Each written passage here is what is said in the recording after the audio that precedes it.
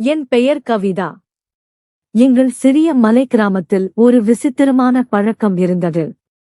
ஒரு பெண் திருமணமான 6 மாதங்களுக்குப் பிறகும் கர்ப்பமாகவில்லை என்றால் அவள் 7 நாட்கள் குருவின் குடிலுக்கு அனுப்பப்படுவாள். இதைக் கேட்டபோது எனக்கு மிகவும் விசித்திரமாக இருந்தது. என் அண்ணியையும் குருவின் குடிலுக்கு அனுப்பிவிட்டார்கள். அதன் பிறகு அவள் முற்றிலும் மாறிவிட்டாள். ஒரு நாள் நான் என் அண்ணியிடம் இந்த ரகசியத்தைக் கேட்டபோது அண்ணியின் முகபாவங்கள் மாறிவிட்டன. அவள் முகமும் வெளிறிவிட்டது. அவள் அழுது கொண்டே, "நீ இன்னும் சிறியவள், அதனால் இந்த விஷயங்களைப் பற்றி அதிகம் கவலைப்படாதே" என்று சொன்னாள். மேலும் நம் கிராமத்து பெண்களுக்கு செய்யப்படும் கொடுமையை எந்த பெண்ணுக்கும் கடவுள் செய்யக்கூடாது என்று அழுது கொண்டே சொன்னாள். அண்ணியின் பேச்சைக் கேட்டதும் நான் பயந்துவிட்டேன். ஆனால் 7 வருடங்களுக்குப் பிறகு என் திருமணம் நடந்தபோது நானும் குருவின் குடிலுக்கு அனுப்பப்பட்டேன். ஆனால் எனக்கு தெரிந்த உண்மைக்குப் பிறகு என் உலகமே இருண்டுவிட்டது. எனக்கு 2 அண்ணன்களும் ஒரு அக்காவும் இருந்தார்கள். என் அப்பா ஒரு சாதாரண விவசாயி. நான் வளர்ந்தபோது எங்கள் கிராமத்தின் சில வழக்கங்கள் மிகவும் விசித்திரமானதாகவும் மக்கள் அவற்றை நம்புகிறார்கள், கவனிக்கிறார்கள் என்றும் எனக்குத் தெரிந்தது. எங்கள் கிராமத்தில் பெண்களுக்கு கல்வி கற்பிக்கும் வழக்கம் இல்லை. மாறாக அவர்கள் பிறந்தவுடனேயே அவர்களுக்கான வரதட்சணையை சேகரிக்கத் தொடங்குவார்கள். மேலும் அவர்களின் திருமணத்தை பற்றிய முடிவுகளும் முன்னரே எடுக்கப்படும். ஒரு பெண் பருவ வயதை அடைந்தவுடன் அவளுக்கு திருமணம் செய்து வைக்கப்படும். அதுவும் அதே கிராமத்திற்குள்ளேயே. இதுவரை எங்கள் கிராமத்திற்கு வெளியே ஒரு பெண்ணின் திருமணம் நடந்ததில்லை.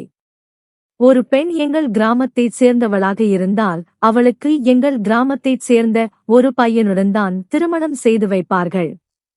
நான் உயர்நிலைப் பள்ளி படிப்பை முடித்ததும் என் அம்மா என்னிடம், "நீ இப்போது மிகவும் பெரியவளாகிவிட்டாய். உன் அப்பாவும் உன் 2 அண்ணன்களும் உன்னை வீட்டிலிருந்து வெளியே செல்வதற்கு தடை விதித்துள்ளனர்." என் பெரிய அண்ணன் திருமணமும் என் அக்காவின் திருமணமும் ஒரே நாளில் நடந்தது. திருமணம் முடிந்ததும் என் அக்கா தன் கணவர் வீட்டுக்குச் சென்றுவிட்டாள். அண்ணி எங்கள் வீட்டிற்கு வந்துவிட்டாள். அவள் எங்கள் கிராமத்தில்தான் வசித்ததால் எனக்கு அண்ணியை ஏற்கனவே தெரியும். அவளுடன் நான் மிகவும் நன்றாக பேச ஆரம்பித்தேன். என் அண்ணி மிகவும் நல்லவள், புத்திசாலி, மிகவும் அடக்கமானவள் மற்றும் ஒழுக்கமானவள். அவள் நாள் முழுவதும் கடவுளை பூஜை செய்வதிலேயே செலவிடுவாள். நான் அவளிடம் கேட்டபோது அவள் கடவுளிடம் விரைவில் ஒரு குழந்தையைத் தரும்படி பிரார்த்தனை செய். நான் 6 மாதங்களுக்குள் கர்ப்பம் தரிக்கவில்லை என்றால் நான் குருவிடம் செல்ல வேண்டும் என்று சொன்னாள். திருமணமாகி 4வது மாதத்திலேயே என் அக்கா கர்ப்பமாகிவிட்டாள். ஆனால் என் அண்ணியின் மடி இன்னும் காலியாக இருந்தது. நான் என் அண்ணியைச் சமாதானப்படுத்தி, "ஏன் வருத்தப்படுகிறீர்கள்? அண்ணனிடம் இதைப் பற்றிச் சொல்லுங்கள். அவர் ஒரு நல்ல டாக்டரிடம் உங்களுக்கு சிகிச்சை அளிக்க ஏற்பாடு செய்யக்கூடும். அதன் பிறகு நீங்களும் கர்ப்பமாகிவிடுவீர்கள்" என்று சொன்னேன். அண்ணி, "அப்படி நடக்காது. இங்கு யாருக்கும் குருவிடம்தான் சிகிச்சை அளிக்கப்படுகிறது. ஆனால் நான் குருவிடம் செல்ல விரும்பவில்லை. நீ எனக்காக பிரார்த்தனை செய்." என் அண்ணிக்கு திருமணமாகி 5 மாதங்கள் ஆகிவிட்டன.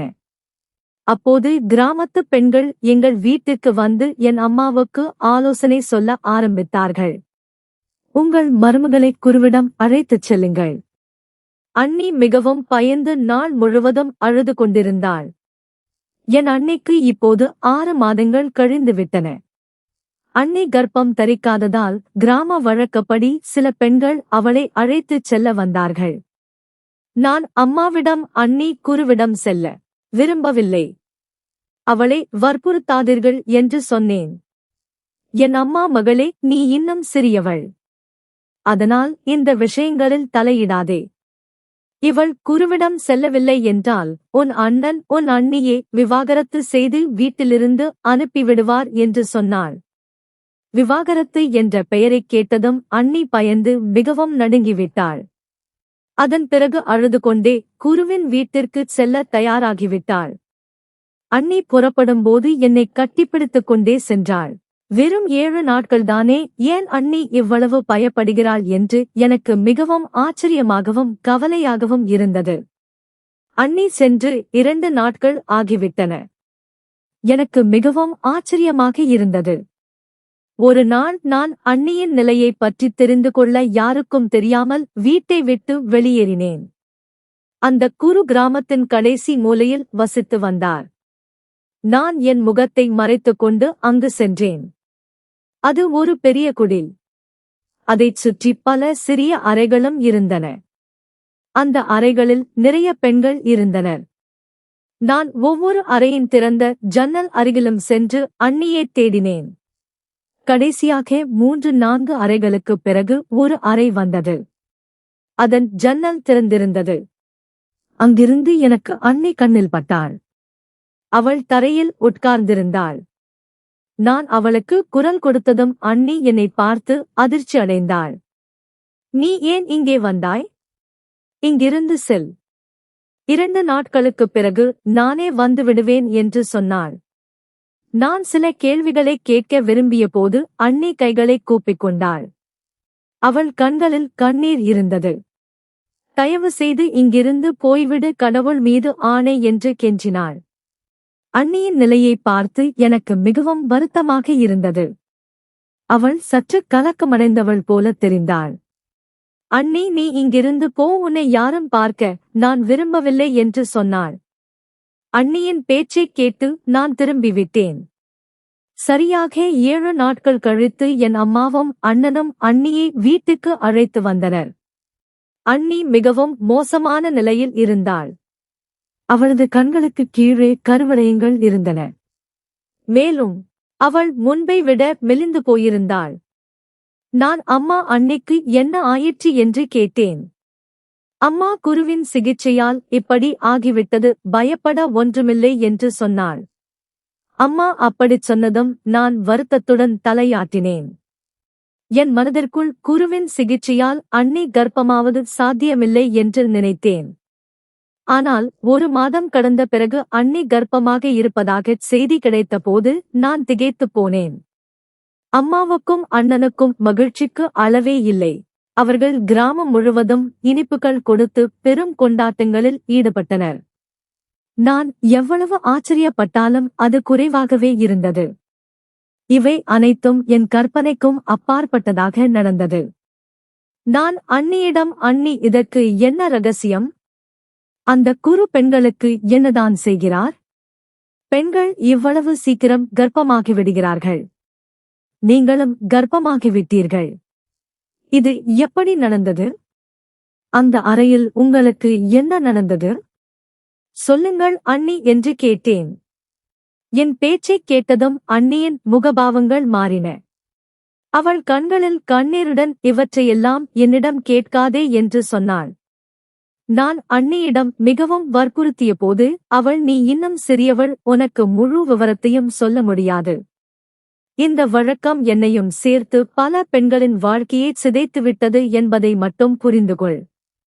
நம் கிராமத்து பெண்களுக்கு நடப்பது போன்ற கொடுமை கடவுள் எந்த பெண்ணுக்கும் செய்யக்கூடாது என்று மட்டுமே சொன்னாள். அண்ணியின் பேச்சைக் கேட்டதும் நான் மிகவும் பயந்துவிட்டேன். அப்படியானால் என்ன மாதிரியான கொடுமை அது? அண்ணி நேரம் வரும்போது உனக்கும் எல்லாம் தெரிந்துவிடும் என்று சொன்னாள். அந்த நாளுக்குப் பிறகு நான் அண்ணியை எப்போதும் சோகமாகவே பார்த்தேன். 9 மாதங்கள் முடிந்ததும் அண்ணி ஒரு பெண் குழந்தையை பெற்றெடுத்தாள். அண்ணியின் மகள் பார்க்க அண்ணி போலவே இருந்தாள். ஆனால் ஆச்சரியமான விஷயம் என்னவென்றால், குழந்தைக்காக வேண்டுதல்கள் மற்றும் பிரார்த்தனைகள் செய்த அண்ணி தன் சொந்த குழந்தை பிறந்தபோது அதை பார்ப்பதே இல்லை. அது அவளின் சொந்த மகள் போல் தெரியவில்லை. அவள் அதை அதிகமாக நேசிக்கவும் இல்லை. என் அம்மாதான் அவளை பார்த்து கொண்டாள். அண்ணியின் நிலையை பார்த்து எனக்கு மிகவும் பரிதாபமாக இருந்தது. அவள் எப்போதும் கனவில் இருப்பவள் போலவே இருந்தாள். இப்போது தன் உணர்வுகளை முற்றிலும் இழந்து தொடங்கிவிட்டாள். அம்மா தினமும் கவலைப்பட்டு அவளை சரிசெய்ய மீண்டும் ஒருமுறை குருவிடம் அழைத்துச் செல்ல வேண்டும் என்ற பேச்சில் அவள் பயங்கரமாக பயந்து, வேண்டாம், நான் மீண்டும் அவரிடம் செல்ல விரும்பவில்லை என்று சொன்னாள். பயத்தால் அவள் தன்னை மாற்றிக்கொள்ள முயற்சி செய்தாள். அவளும் சரியானாள். அதன் பிறகு என் அம்மா பெருமையுடன், மக்களிடம் பார்த்தீர்களா? குருவின் பெயரைச் சொன்னதும் என் மருமகள் சரியானாள். இதைவிட அவரது அற்புதத்திற்கு வேறு என்ன சான்று வேண்டும் என்று சொல்வாள். ஆனால் என் மனம் இதை ஏற்றுக்கொள்ள தயாராக இல்லை. நான் 1-2 முறை அண்ணியிடம் மீண்டும் அண்ணி குரு எப்படி உங்களுக்கு சிகிச்சை அளித்தார் என்று கேட்டேன். ஆனால் அவள் சிரித்துவிட்டு கவலைப்படாதே, உனக்கு திருமணம் ஆகும்போது எல்லாம் தெரிந்துவிடும் என்று சொன்னாள். அண்ணியின் நிலையை பார்த்து நான் அவரிடம் செல்ல வேண்டிய சூழ்நிலை வரக்கூடாது என்று கடவுளை வேண்டிக் கொண்டேன். அதேபோல் 2-3 வருடங்கள் கடந்துவிட்டன.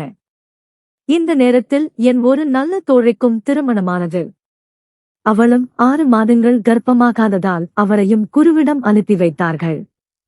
ஆனால் அவள் திரும்பி வந்தபோது மிகவும் மகிழ்ச்சியாகத் தெரிந்தாள்.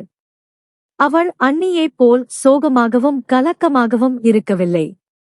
எனக்கு வேறு கதை சொல்லுவாள் என்று நினைத்தேன். ஆனால் அவள் தனக்கு மந்திர தந்திரங்கள் செய்து சிகிச்சை அளிக்கப்பட்டதாகவும், அங்கு அவள் 7 நாட்களை மிகவும் நல்ல முறையில் கழித்ததாகவும், தனக்கு எதுவும் தவறாக நடக்கவில்லை என்றும் சொன்னாள். மேலும் ஆச்சரியமான விஷயம் என்னவென்றால் அவளும் கர்ப்பமாகிவிட்டாள். ஒரே நபரைப் பற்றி அவள் வெவ்வேறு விஷயங்களைச் சொன்னாள். நான் மிகவும் குழப்பமடைந்தேன். விரைவிலேயே என் திருமணமும் நடந்தது. என் திருமணத்திற்குப் பிறகு நான் மிகவும் மகிழ்ச்சியாக இருந்தேன். என் திருமணமாகி 3 மாதங்கள் கடந்ததும் உனக்கு எப்போது குழந்தை பிறக்கும், இவள் எப்போது கர்ப்பமாவது என்று எல்லா பக்கத்திலிருந்தும் குரல்கள் வரத் தொடங்கின. ஒரு பெண் எங்கள் வீட்டிற்கு வந்து உன் மருமகள் 6 மாதங்கள் கர்ப்பமாகவில்லை என்றால் அவளை குருவிடம் அழைத்துச் செல் என்று சொன்னாள். இந்த எல்லா விஷயங்களாலும் நான் மிகவும் வருத்தமடைந்தேன். 6 மாதங்கள் கடந்த பிறகும் நான் கர்ப்பம் தரிக்கவில்லை. வழக்கப்படி என் மாமியாரும் கிராமத்து 2 பெண்களும் என்னை தங்களுடன் அழைத்துக் கொண்டு குருவின் குடிலுக்கு விட்டுச் சென்றனர். வழியில் எனக்கு என் அண்ணி கிடைத்துவிட்டாள். அவள் சைகையால் அங்கு போகாதே என்று என்னைத் தடுத்தாள். ஆனால் இத்தனை வருடங்களாக என் உள்ளுக்குள் நடந்த குழப்பங்களுக்கும் கேள்விகளுக்கும் பதில்களை அறிய நான் விரும்பினேன். அதனால் உள்ளே செல்வதற்கு எனக்கு எந்த பயமும் இல்லை. நான் அங்கு காலடி வைத்ததும் ஆச்சரியத்தால் என் கால்கள் ஸ்தம்பித்துப் போயின. என் திருமணத்திற்கு முன் இருந்த சூழல் அங்கு இல்லை. அங்குள்ள பெண்கள் அனைவரும் கீதை, ராமாயணம் படித்துக் கொண்டிருந்தனர். எல்லா இடங்களிலும் அகர்பத்தியின் வாசனை பரவியிருந்தது. நான் இதற்கு முன் குருவை ஒருபோதும் பார்த்ததில்லை. நான் அவரது பெயரை மட்டுமே கேட்டிருந்தேன். ஆனால் அவரை பார்த்ததும் நான் திகைத்துப் போனேன். அவர் அருகே ஒரு கருப்பு கல் வைக்கப்பட்டிருந்தது.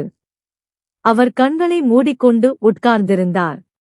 மக்கள் அவரிடம் சென்று கொண்டிருந்தனர். அவர் அவர்கள் மீது ஏதோ படித்து ஊதினார். இதையெல்லாம் பார்த்து நான் மிகவும் ஆச்சரியப்பட்டேன். அண்ணி வேறு ஏதோ சொல்லியிருந்தாள். ஆனால் இங்கு அப்படி எதுவும் இல்லை. நான் திகைத்துப் போனேன். மேலும் ஆங்காங்கே மெழுகுவர்த்திகளும் வைக்கப்பட்டிருந்தன. அறை முழுவதும் மெழுகுவர்த்தி வெளிச்சம் இருந்தது. இந்த ஆபத்தான அறையில் எனக்கு பயமாக இருந்தது. ஆனால் இந்த அறையில் என்னைத் தவிர வேறு யாரும் இல்லை. நான் இங்கு தனியாக இருந்தேன். இங்கு மந்திர தந்திரங்கள் மூலமே பெண்களுக்கு சிகிச்சை அளிக்கப்படுகிறது என்ற என் தோழியின் பேச்சை நான் நம்பத் தொடங்கினேன். என் மாமியார் என்னிடம் 7 நாட்கள் தொடர்ந்து இங்கேயே தங்க வேண்டும் என்று சொல்லியிருந்தார். நான் இங்கு காலை நேரத்தில் வந்தேன். ஆனால் இப்போது இரவு ஆகிவிட்டது. இரவு நேரத்தில் ஒரு பெண் எனக்கு உணவு கொடுக்க வந்தாள். அந்த பெண்ணைத் தவிர அறைக்குள் இன்னும் வேறு யாரும் என்னை பார்க்க வரவில்லை. இந்த குருவும் என்னை கூப்பிடவில்லை. அங்கு அதிக கூட்டம் இருந்ததால் ஒருவேளை காலை என்னை அழைக்கலாம் என்று நினைத்து நான் தூங்க படுத்துவிட்டேன். நான் ஆழ்ந்த உறக்கத்தில் இருந்தபோது நள்ளிரவில் யாரோ அறைக்குள் நுழைந்தது போல் உணர்ந்தேன். என் உயிர் நடுங்கிப் போனது. அறையில் பயங்கர இருள் சூழ்ந்திருந்தது. அண்ணி சொன்னதெல்லாம் என் நினைவுக்கு வந்தது. நான் சத்தம் போடுவதற்கு முன் உள்ளே வந்தவர் கையில் ஒரு மெழுகுவர்த்தி வைத்திருந்தார். அந்த மெழுகுவர்த்தி வெளிச்சம் அந்த மனிதரின் முகத்தில் பட்டபோது அதை பார்த்து எனக்கு ஒரு நிம்மதி ஏற்பட்டது. அவர் வேறு யாருமில்லை, என் கணவர்தான். நான் ஆச்சரியத்துடன் என் கணவரிடம், நீங்கள் இங்கு என்ன செய்கிறீர்கள் என்று கேட்டேன். அவர் குரு, உங்கள் மனைவி அறையில் இரவில் சென்று தூங்குங்கள். அவள் இரவில் தனியாக இங்கு பயந்துவிடக்கூடாது என்று சொன்னார். அதனால்தான் நான் இங்கு உன்னிடம் வந்தேன் என்று சொன்னார். இதைக் கேட்டதும் எனக்கு பெரிய ஆறுதலாக இருந்தது. நான் குருவைப் பற்றி நினைத்தது போல் அவர் இல்லை. அடுத்த நாள் காலை குரு என்னையும் என் கணவரையும் தன் அருகில் அழைத்து எங்கள் இருவர் மீதும் ஏதோ படித்து ஊதினார். அதன் பிறகு என் கணவர் வேலைக்குச் சென்றார். இரவு வந்தது. மீண்டும் என் கணவர் என் அருகில் வந்துவிட்டார். அங்குள்ள சூழல் அனைத்தையும் பார்த்து நான் மிகவும் கவர்ந்தேன். ஆனால் ஒரு விஷயம் மட்டும் எனக்கு புரியவில்லை. என் கணவர் ஏன் அந்த குருவுக்கு இவ்வளவு பணம் கொடுத்தார்? இது குருவின் கட்டணமா அல்லது வேறு ஏதேனுமா? குருவிடம் 7 நாட்கள் என் சிகிச்சை தொடர்ந்தது. எனக்கு அங்கே குடிக்க சில மருந்துகளும் கொடுக்கப்பட்டன. குரு என் மீது சிலவற்றை ஊதவும் வந்தார். ஆனால் அவர் என்னை கண் உயர்த்திக் கூட பார்க்கவில்லை. அண்ணியின் எல்லா பேச்சுகளும் பொய்யாக நிரூபிக்கப்பட்டன. இங்கு பெண்களுக்கு பெரும் கொடுமை இழைக்கப்படுவது போல் அவள் அழுதாள். ஆனால் நான் பார்த்தபோது இங்கு அப்படி எதுவும் இல்லை. நான் அந்த இடத்தில் 7 நாட்கள் தங்கியிருந்து திரும்பி வந்தேன். நானும் 2 மாதங்களில் கர்ப்பமாக இருப்பதாக அவர்களுக்கு தெரிவிப்பேன் என்று என் மாமியாருக்கும் கணவருக்கும் முழு நம்பிக்கை இருந்தது. ஆனால் 2-3 மாதங்கள் கடந்துவிட்டன. நான் இன்னும் கர்ப்பமாகவில்லை. என் மாமியாரும் மற்றவர்களும் விதவிதமாக பேசத் தொடங்கினர். இந்த கணவன் மனைவியின் பாவங்கள் அதிகமாக இருக்கலாம். அதனால்தான் குரு சிகிச்சை இருந்த போதிலும் இவர்களால் பெற்றோராக முடியவில்லை. நான் மிகவும் கவலைப்பட்டு இந்த கவலையிலேயே என் பெற்றோர் வீட்டிற்குச் சென்றேன். அண்ணி என்னை பார்த்துச் சொன்னாள், என்ன அங்கே சென்று உன் ஆசையை நிறைவேற்றிக் கொண்டாயா? நான் உன்னை அங்கே போக வேண்டாம் என்று சொன்னேனே. ஆனால் நீ என் பேச்சைக் கேட்கவில்லை. நான் ஏற்கனவே மிகவும் கவலையாக இருந்தேன். அண்ணியின் பேச்சைக் கேட்டதும் எனக்கு இன்னும் கோபம் வந்தது. நான் அண்ணியிடம் கோபமாக, நீங்கள் ஏன் என்னிடம் பொய் சொன்னீர்கள்? அங்கே நீங்கள் சொல்லி அழுதது போல் அப்படி எதுவும் செய்யப்படவில்லை. அந்த குரு மிகவும் நல்ல மனிதர். அங்குள்ள மக்களுக்கு மிகவும் நேர்மையாக சிகிச்சை அளிக்கிறார் என்று சொன்னேன். என் பேச்சைக் கேட்டதும் அண்ணி சிரிக்கத் தொடங்கி, அப்படியானால் நீ ஏன் இன்னும் கர்ப்பமாகவில்லை? மற்ற பெண்கள் அங்கு சென்ற பிறகு ஏன் கர்ப்பமாகிவிட்டார்கள்? நான் எப்படி கர்ப்பமானேன்? எனக்கு ஒரு மகளும் இருக்கிறாள். நானும் குருவிடம்தானே சென்றேன் என்று கேட்டாள். அண்ணியின் கேள்விக்கு என்னிடம் பதில் இல்லை. அதனால்தான் நான் அமைதியாக இருந்தேன். அண்ணி என்னிடம், நீ டாக்டரிடம் செல்ல வேண்டும் என்று சொன்னாள். நான், அண்ணி, நம் கிராமத்தில் டாக்டரிடம் செல்வதில்லை. இந்த குருவிடம் மட்டுமே செல்வார்கள் என்று உங்களுக்குத் தெரியும். நான் உங்கள் வார்த்தைகள்தான் நம்பி அங்கு சென்றேன். அங்கு ஏதேனும் நடக்கும் என்று எதிர்பார்த்தேன். ஆனால் அங்கு எனக்கு எந்த தவறும் தெரியவில்லை. அண்ணி, இப்போது நீ பார், தினமும் 2 பெண்கள் உன் வீட்டிற்கு வருவார்கள். அவர்கள் உன்னிடம் தங்கள் பாவங்களுக்கு பிராயச்சித்தம் செய்ய மீண்டும் குருவிடம் செல்லச் சொல்வார்கள். நீ போக விரும்பவில்லை என்றாலும் இந்த கிராம மக்கள் அனைவரும் உன்னை மீண்டும் அங்கே போகும்படி வற்புறுத்துவார்கள். இந்த முறை உன் கணவரும் உன்னுடன் துணை நிற்க மாட்டார். அண்ணியின் பேச்சைக் கேட்டதும் நான் மிகவும் பயந்து போய் என் மாமியார் வீட்டிற்கு திரும்பி வந்தேன். ஆனால் இம்முறை அண்ணி சொன்னது போலவே நடந்தது. தினமும் வெவ்வேறு 2 பெண்கள் எங்கள் வீட்டிற்கு வந்து என் மாமியாரிடம் அண்ணி சொன்ன அதே விஷயங்களைச் சொன்னார்கள். அவர்கள், மருமகளை மீண்டும் குருவிடம் அழைத்துச் செல்லுங்கள். அவளது பாவங்களுக்கு பிராயச்சித்தம் செய்தால் மட்டுமே நீங்கள் பாட்டியாவீர்கள் என்று சொன்னார்கள். இந்தச் சூழ்நிலைகளால் நான் மிகவும் சோர்வடைந்து விட்டேன். ஏனென்றால் இப்போது என் மாமியாரின் நோக்கங்கள் மாறிவிட்டன. மீண்டும் என்னை அந்த குருவிடம் அழைத்துச் சென்றார்கள். நான் சரி, இதில் என் கணவரும் எனக்கு துணை நிற்பார் என்று நினைத்தேன். ஆனால் குரு இல்லை. இந்த முறை உன் கணவர் உன்னுடன் துணை நிற்க மாட்டார், அறையிலும் தங்க மாட்டார் என்று சொன்னார். இதைக் கேட்டதும் எனக்கு வியர்த்துவிட்டது. அண்ணி சொன்ன ஒவ்வொரு வார்த்தையும் உண்மையாகி வந்தது. எது உண்மை எது போய் என்று தெரியவில்லை. நான் என் கண்களால் கடந்த முறை பார்த்தது உண்மையா அல்லது நான் இப்போது பார்ப்பது உண்மையா? நான் என் கணவரை தடுக்க விரும்பினேன். ஆனால் அவர் நிற்கவில்லை. என்னை தனியாக விட்டுச் சென்று விட்டார். நான் இங்கிருந்து ஓடிவிட வேண்டும் என்று என் மனம் சொன்னது. ஏனென்றால் எனக்கு ஏதாவது தவறு நடக்கும் என்று நான் அஞ்சினேன். ஆனால் நான் எழுந்து குரு செல்லச் சொன்ன அறைக்குச் சென்றேன். நான் முதல் முறையும் செல்ல விரும்பாத அதே இடத்துக்கு மீண்டும் வந்தேன். மீண்டும் அதே அறைக்குள் வந்தேன். சிறிது நேரத்திலேயே குருவும் அறைக்குள் வந்துவிட்டார். நீங்கள் இங்கு என்ன செய்ய வந்திருக்கிறீர்கள் என்று கேட்டேன். அவர் என் அருகில் வந்து உன்னைப் பற்றி எனக்கு எல்லாம் தெரியும் என்று சொன்னார். நான் பயந்து பின்வாங்கி, அப்படியானால் நீங்கள் எனக்கு உதவுவீர்களா என்று கேட்டேன். அவராம், நான் நிச்சயமாக உனக்கு உதவுவேன். உனக்கு உதவவே இங்கு வந்திருக்கிறேன். நீ நிச்சயமாக தாயாவாய். உன் குழந்தையை உன் கையில் எடுத்துக்கொள்ள முடியும். ஆனால் இதற்கு ஒரு நிபந்தனை உண்டு.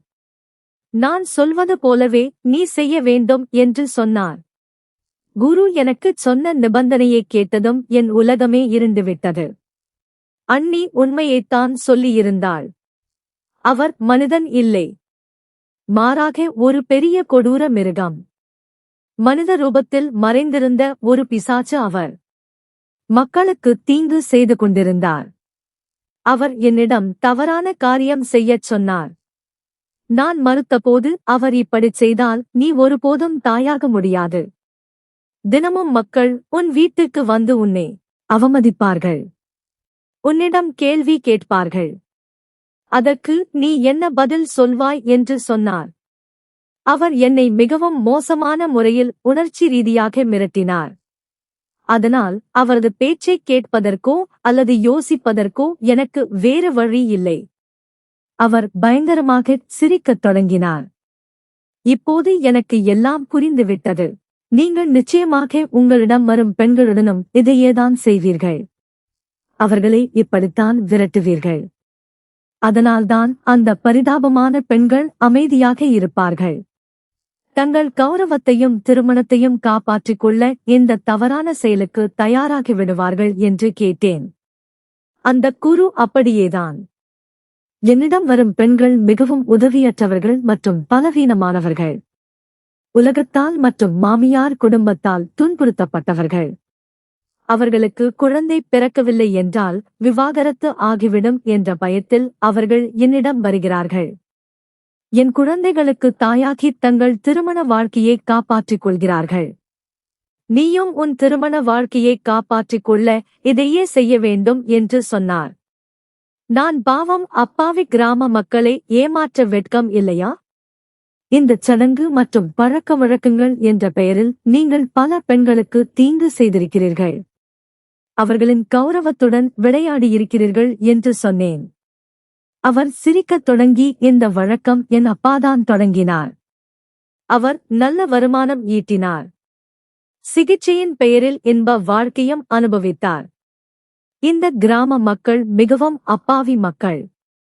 அவர்களை முட்டாளாக்குவது மிகவும் எளிது. தங்கள் சகோதரிகள், மகள்கள் மற்றும் மனைவிகளை வேற்று மனிதரிடம் விட்டுவிடுகிறார்கள் என்று சொன்னார்.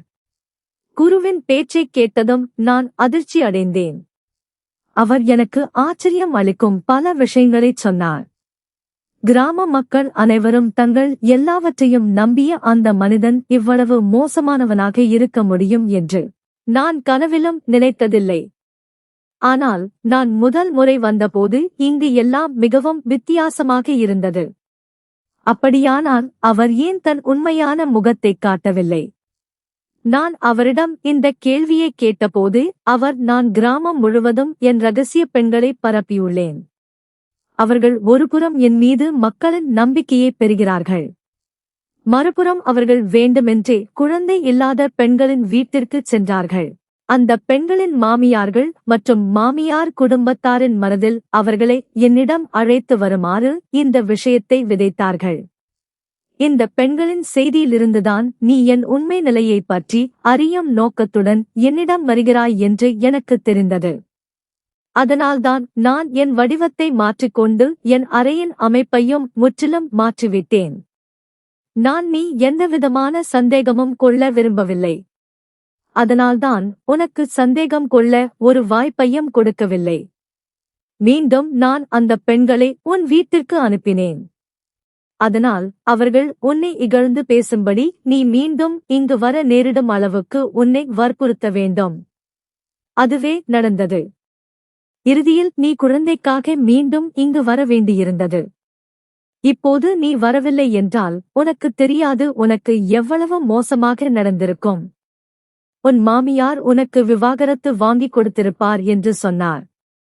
நான் யோசித்துக் கொண்டே நான் உங்கள் உண்மையான முகத்தை கிராம மக்கள் அனைவருக்கும் சொன்னால் என்று சொன்னேன். அதற்கு குரு, நீ அப்படிச் செய்தால் நீ மிகவும் மோசமாக அவமானப்படுத்தப்படுவாய். ஏனென்றால் யாரும் உன் பேச்சை நம்ப மாட்டார்கள். நீ இந்த கிராம மக்களிடம் என் புகழை பாடியது உனக்கு ஞாபகம் இல்லையா என்றார். இந்த விஷயத்தில் அவர் உண்மையில் மிகவும் சரியாகச் சொன்னார். அது அப்படித்தான் இருந்தது. நான் சற்று முன்னேறினேன். அவர் மகிழ்ச்சி அடைந்தார். ஒருவேளை நான் அவரது நிபந்தனையை ஏற்றுக்கொண்டேன் என்று நினைத்தார். ஆனால் நான் அவரைத் தாண்டி அறையின் திரைகளை வேகமாக நீக்கினேன். திரைக்குப் பின்னால் இருந்து கிராம மக்கள் வெளியே வந்தனர். அதன் பிறகு குருவின் முகம் வெளுத்துப் போனது. நிலைமை இப்படியும் மாறக்கூடும், நான் இப்படி ஏதாவது செய்ய முடியும் என்று அவர் எதிர்பார்க்கவில்லை. கனவிலும் நினைத்ததில்லை. அனைவரையும் ஒரே நேரத்தில் பார்த்ததும் அவர் பயங்கரமாக பயந்துவிட்டார். அவருக்கு வியர்க்கத் தொடங்கியது. நான் இங்கு 7 நாட்கள் தங்கியிருந்து வந்தபோது எல்லாரும் என்னிடம் குருவைப் பற்றி கேட்டார்கள். அப்போது நான் இந்த மனிதனின் உண்மையான நிலைமையை அறியாததால் நான் பார்த்த அனைத்தையும் சொன்னேன். நான் அனைவருக்கும் உண்மையைச் சொல்லியிருந்தால் யாரும் என் பேச்சை நம்பியிருக்க மாட்டார்கள். அதனால்தான் நான் குருவின் உண்மையை அனைவரும் தங்கள் கண்களால் பார்க்கவும் காதுகளால் கேட்கவும் ஒரு ஏற்பாட்டைச் செய்தேன். இதன் மூலம் அவர்களின் கண்களில் விழுந்திருந்த பொய் மற்றும் மூட நம்பிக்கையின் திரை விலகியது. அது பல வருடங்களாக கட்டப்பட்டிருந்தது. இந்த அறை சிறியது. ஆனால் இருள் காரணமாக நான் ஏற்கனவே கிராம மக்களை திரைக்குப் பின்னால் மறைத்து வைத்திருந்தேன். மற்றும் எல்லா பக்கமும் 2 பேர் நின்றிருந்தார்கள். நான் இந்த மக்களை மிகவும் சிரமப்பட்டு இங்கு அழைத்து வந்தேன். நான் இந்த மக்களுடன் ஏற்கனவே பேசியிருந்தேன். இந்த மக்களை என்னுடன் இங்கு கொண்டுவர மிகவும் சிரமப்பட்டு சம்மதிக்க வைத்தேன். ஏனென்றால் இவர்கள் தங்கள் குருவைப் பற்றி எந்த தவறான விஷயத்தையும் கேட்கவோ நம்பவோ தயாராக இல்லை. என்னை பொய்யாக்கும் பொருட்டு இங்கு வந்திருந்தனர். நானே சொல்லியிருந்தால் யாரும் என் பேச்சை நம்பியிருக்க மாட்டார்கள். அதனால்தான் நான் இந்த குருவின் வாயாலேயே எல்லா உண்மைகளையும் கற்க வைக்க விரும்பினேன். நான் அவரிடம் இந்த விதத்தில் பேசினேன். அதனால் அவர் தன் பாவங்களை அவரே தன் வாயால் வெளிப்படுத்தினார். அதை எல்லோரும் கேட்டார்கள். என் கணவரும் அறையில் இருந்தார். என் கணவர் முன்னேறி குருவை அடிக்கத் தொடங்கினார்.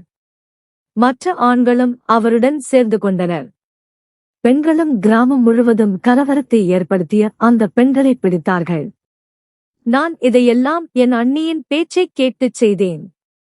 இந்த மோசடியான மற்றும் பாசாங்கு குருவின் உண்மையான முகத்தை கிராம மக்கள் அனைவரின் முன்னிலையிலும் வெளிப்படுத்தியதில் நான் மகிழ்ச்சி அடைந்தேன். என் தோழி எனக்கு மிகவும் நன்றி சொன்னாள். என்னிடம் மன்னிப்பு கேட்டாள்.